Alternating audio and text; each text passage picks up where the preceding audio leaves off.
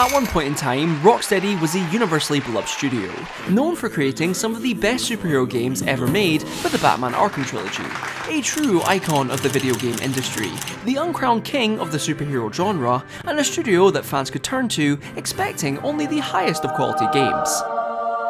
But somehow, at the beginning of 2024, Rocksteady released a brand new game that had been in development for over 10 years, and it completely ruined their reputation. Glitches, battle passes, awful reviews, company-wide layoffs, and a whole host of allegations. And I don't expect to be forgiven. Ladies and gentlemen, this is the story of Suicide Squad Kill the Justice League and how it destroyed Rocksteady. Let me set the scene for you. The year is 2010 and DC Comics Chief Creative Officer Geoff Johns has a little announcement to make.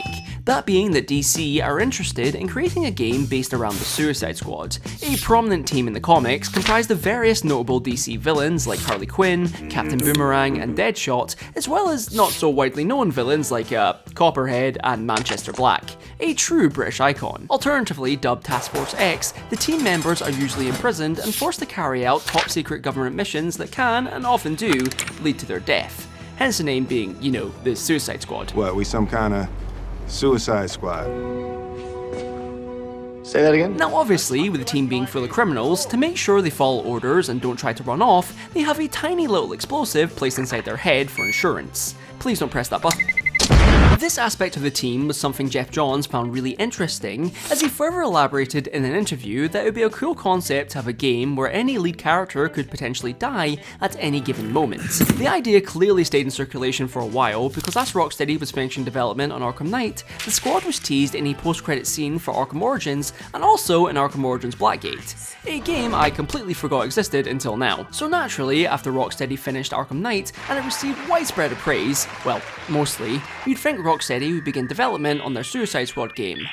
But nah, fuck that, we've got Batman VR to make. See, while Rocksteady was busy with all their Batman-related projects, the Suicide Squad game was quietly shifted to WB Montreal, who developed the aforementioned Batman Arkham Origins. With all this in mind, it's safe to assume that WB Montreal began work on their top-secret Suicide Squad game around 2014-ish, with a potential release date being 2016 to coincide with the Suicide Squad movie. Now admittedly, not a lot is known about the game's development over this time period, but I'm almost certain it didn't go well, as by 2016 the game was pretty much dead, with WB Montreal shifting all their focus onto their other big project, a Batman game starring Damian Wayne. Wow, I really hope that doesn't get cancelled. Shit. The reason for this was apparently because Warner Bros. Management were unimpressed with the game during a greenlight meeting and thus banished it to the Shadow Realm. Although, between you and me, I feel like there may have been other reasons for this decision. Unfortunately, it wouldn't be smooth sailing for WB Montreal after this, because over the next few years they suffered numerous leaks that many claim to be the reason as to why the Damian Wayne game was cancelled and then morphed and transformed into 2022's Gotham Knights, a game that, certainly happened. As for the Suicide Squad game, it would land right back into Rocksteady's lap, and if you thought the game's development was already a mess, please strap in, because we're about to drive off a cliff. But first, this video was sponsored by Pi. Hello everyone, thank you all for coming and welcome to the very first episode of Cooking with Webby. Today we will be learning how to make this delicious meal, pie. So here's the recipe. Step 1, visit pi.org/AlexWebb. Step 2, download it onto your browser. And finally, step 3, enjoy scrolling through an ad-free internet. After you followed all these steps, you should have a delicious ad blocker just like mine. See, Pi is by far the best ad blocker going today because it easily eliminates any of those pesky ads, meaning you no longer need to wait 6 hours just to watch my educational YouTube videos. Although that's not all, because do you guys like money? Well, good, because you can opt in to Pi's rewards program and earn rewards just from seeing the ads. Yep, that's right, it is literally that simple. Just look at an ad and boom, instant rewards from Pi. Plus, you know, if you watch ads on my videos, YouTube pays me and I like money too. Use my link in the description or go to pi.org/AlexWebb, click the Add to Chrome button and just watch those ads vanish before your very eyes. Again, I feel like I need to mention that the information available to me from this game's development up until launch is a bit all over the place, mainly because Warner Bros has a trained sniper ready to take down any employee willing to say anything. What we do know is that after Rocksteady finished up with their VR game, which released 2 pretty good reviews, fans started to speculate as to what could be next for the London-based studio. Rumours rapidly started to get out of control, with all kinds of theories as to what Rocksteady could be cooking up next, but by far the most widely believed rumour was that Rocksteady was working on a Superman game, something that fans of the Man of Steel were probably desperate for, considering his last standalone game was Superman Returns. Sure, Superman's been featured in a bunch of other games, most notably in Injustice where he's going through his edgy phase, but he's never had a good solo game, and as such, people thought Rocksteady might be working to amend that. It's an urban legend that never happened. It would later turn out to be a complete rumour, and Rocksteady were never working on a Superman game. But at least the thought was nice. Despite the boundless rumours, Rocksteady stayed absolutely radio silent, all the way up until 2020, when during the DC fandom event, they finally revealed what they'd been working on, showcasing their brand new title, Suicide Squad Kill the Justice League. Now, this announcement was met with a collective groan from a large portion of DC fans, as many just wanted another Batman single-player game. But come on now. The trailer looked cool, even if it was just a cinematic, and we've got King Shark being voiced by fucking Samoa Joe. Oh, Wendy! Plus, most fans were willing to give it the benefit of the doubt because it was being made by Rocksteady, who never missed when it came to DC games, and it wouldn't be long before we could get our hands on the game anyway, as it was slated to release in 2 years' time. Fans marked their calendars in anticipation, and while they waited for the big day, DC dropped both story and gameplay trailers in late 2021 that honestly were really good and majorly increased the hype for the full game. I mean, it probably helped that earlier that same year, James Gunn released The Suicide Squad, a fantastic movie that introduced the world to John Cena's crotch. Now that's just racist. I made everyone forget how awful the 2016 movie was. So naturally, when 2022 finally came around and fans were excitedly waiting for Suicide Squad to hit the shelves any day now, Rocksteady took to the stage once again for another announcement. Yeah, sorry guys, we're delaying the game by a year. See you in 2023. Oh. Rocksteady then sunk back into the shadows and wouldn't be heard from again until that year's Game Awards, yet again showing another trailer with the only difference being that this one highlighted a certain Bat-themed character. It's Dr. Michael Morbius. Along with revealing that this would be the late great Kevin Conroy's last ever performance as Batman in a video game, this new trailer also gave us a definitive release date for the game, that being May 26, 2023. I should also mention that at some point it was revealed that canonically this game was a part of the Arkhamverse, meaning this Batman was the very same one that you've been playing as in the 4 previous Arkham games. So good luck guys. For the most part though, it now seemed like the game was back on track and it wouldn't be long until we could play it for ourselves. However, that would all suddenly change during PlayStation's State of Play in early 2023 when Rocksteady dropped a 15-minute long gameplay demo, presumably in the hopes it would cause fans to steal their mum's credit card and pre-order the game. Unfortunately, when fans laid their eyes on the demo, public opinion swiftly went straight down the toilet. Battle passes, looter shooter mechanics, gear, constantly needing to be online. This was far worse than anyone thought, because Suicide Squad Kill the Justice League was a live service game. Needless to say, upon realising this, the fanbase jumped on Rocksteady like a pack of dogs. In response to the backlash, Rocksteady quickly decided to delay the game again. This time pushing it all the way back to February 2024, stating the reason for this was to provide the best quality experience for players. But in reality, I think it's because the game's development was an absolute shambles. See, when Rocksteady began initial development on Suicide Squad, games like Fortnite, Overwatch and Destiny were raking in an ungodly amount of money being live service games. No longer were AAA games a single purchase, now there is emotes and exclusive skins wrapped up in battle passes. One-time purchases, how about multiple? Clearly Warner Bros seen how lucrative live service games could be and wanted in on all that money. Thus, with Rocksteady being owned by Warner Bros, they effectively forced them to make Suicide Squad a live service game that would constantly need an internet connection to play. One major problem with this though, Rocksteady had never made a game this big before. Sure, the Arkham series clearly required a lot of work, but Suicide Squad was so much bigger in sheer scope, being an online multiplayer game that needed to be cross-platform, that needed various different characters, that needed a whole array of cosmetics, gear and microtransactions, and of course, it needed to be a live service, something that Rocksteady had never made before. From just a technical standpoint, the development must have been a huge struggle for Rocksteady, incorporating incorporating all the elements of a live service game while also building an entirely new open world, gameplay loop, and traversal system. If this wasn't already bad enough, it seemed like Rocksteady couldn't keep themselves out of controversy, as in 2020 a plethora of staff harassment allegations came to light, and then in 2022, studio co-founders Sefton Hill and Jamie Walker left the company. Combine all of this with an already stressful and costly game being developed that was by now 2 years late, and I'm honestly surprised Rocksteady was still standing. On the bright side though, at least this final delay gave Rocksteady more time to iron out technical issues, so when the game launches, it wouldn't be a complete mess. Then the previews happened. Like normally, game previews are somewhat positive, or at the very least optimistic, but these ones weren't so kind, describing Suicide Squad as a meh game with a generic open world and clunky traversal.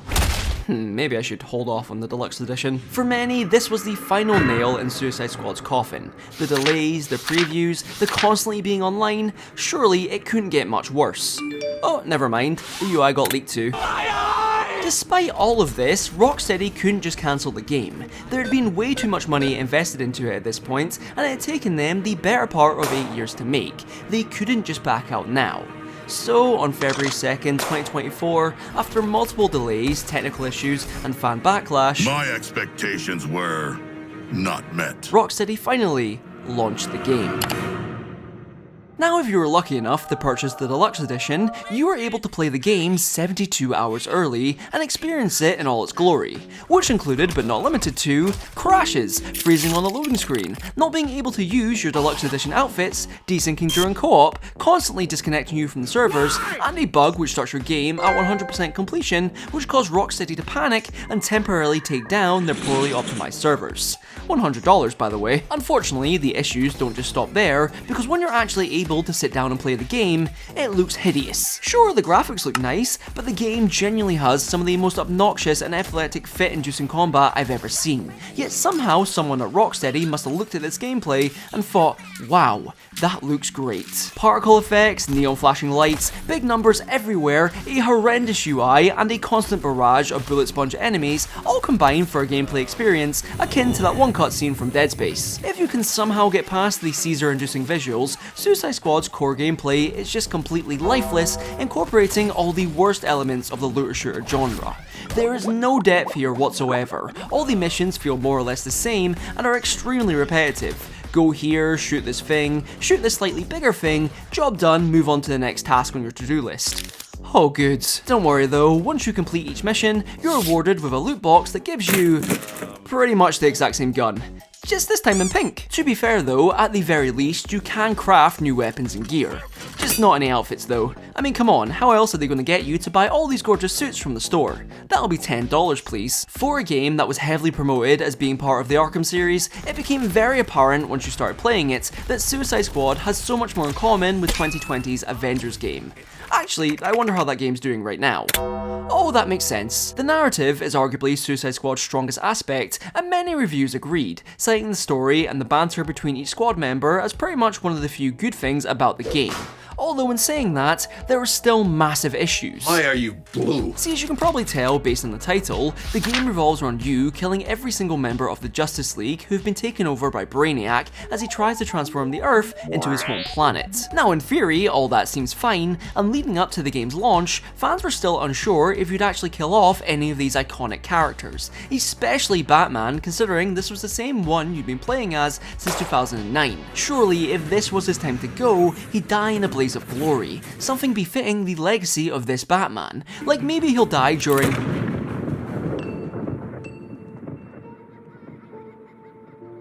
Oh, this, unsurprisingly, didn't really go down well with Arkham Batman fans. It felt like Rocksteady had the perfect ending for this character in Arkham Knight, only to bring him out of retirement years later for this game, where he stalks you for a bit and then gets a bullet through the skull. Rocksteady had a huge amount of backlash coming their way for this. Nobody liked the way Batman's death was handled, and fans took to Twitter in droves to voice their frustration with this choice. Now sure, a lot of people made the point that given the title, what the fuck were you expecting? But counter-argument, nobody wanted a game where you killed Batman in the first place, and given the untimely passing of Kevin Conroy, it honestly just makes this moment all the more depressing. Besides the huge amount of fan backlash, the ending here was also heavily criticised, as the game doesn't actually have a conclusive ending, rather it's just an advertisement for post-game content. See, you do technically kill Brainiac after a boss fight, which is just recycled from the Flash fight, but to make sure you continue to shovel money into this game, it's revealed that there's actually like 13 alternative universe versions of him that you still need to kill. But of course, you don't do this in the game you've already bought for potentially $100, rather you'll be doing this throughout multiple different seasons that'll be coming out post-launch. Hang on though, there's more. Each of these seasons will come pre-packaged with a brand new playable character, with the very first one being the Joker. Put it in me. Yeah, people didn't really like this version so much. At least buy me dinner first. That's not funny. The critical reception was not kind. Players by this point had gotten so tired of the live service game model continuously trying to suck money out of their wallets, and the review scores reflected that, as on Metacritic, Suicide Squad currently has a lower score than both Avengers and Gotham Knights. The repetitive mission structure was labelled as tired and dull, many seen it as a much lesser product than any of the Arkham games, and the story had been ripped in half to create underwhelming post-game content. All of this contributed to an average review score of 5 out of 10, a staggering 19% of critics recommending it on OpenCritic, and a horde of unhappy YouTube videos. Now, while the negative reviews weren't exactly ideal, realistically they didn't matter that much to Warner Bros. As long as people were still buying and playing the game. So let's just take a quick look at the Steam charts to see how well it's... Oh dear god. The issues at launch obviously didn't help, but the player count had been continuously declining ever since the game released, dropping from 13,000 players at launch to now only 3,000. So, is it time to hit the panic button yet? Absolutely not. We still have the chance to get people back with Season 1. I mean, it has the Joker. Just look at this outfit. How can you not want this? So, March 28th rolled round, Season 1 dropped, and... nothing happened. And he's still not moving, as you can see. To the absolute horror of Warner Bros. And Rocksteady, Season 1 failed to even remotely boost the player count. This unfortunately became a recurring theme for the game, as with each new season, the player count continued to fall. Mainly because nobody wanted to play the game anymore, and Rocksteady certainly didn't want to be working on it anymore. I mean sure, these seasons gave you more of the story, and the chance to play as different characters like Mrs. Freeze.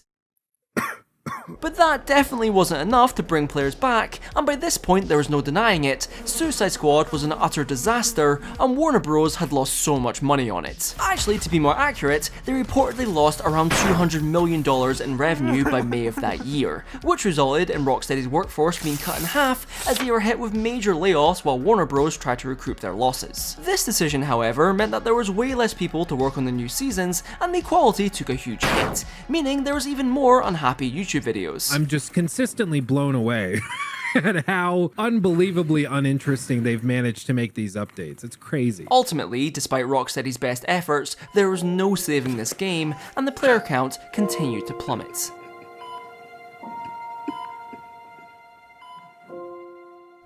As of now, Suicide Squad's player count sits at around 700 concurrent players, and the deluxe edition of this game, which as I've mentioned usually costs $100, is now on sale for $5. Season 4 has just launched featuring Deathstroke, and it seems like the story will finally come to an end by January with the release of Episode 8. After that, there will be no more updates or content coming out, meaning a game that Warner Bros. Thought would have a lifespan similar to Fortnite is having its plug pulled after only 11 months.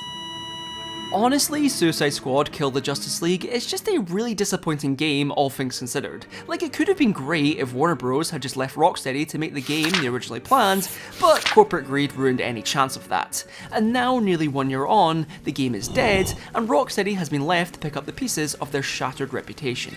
Let's just hope, at the very least, Suicide Squad stays long forgotten underneath all that rubble.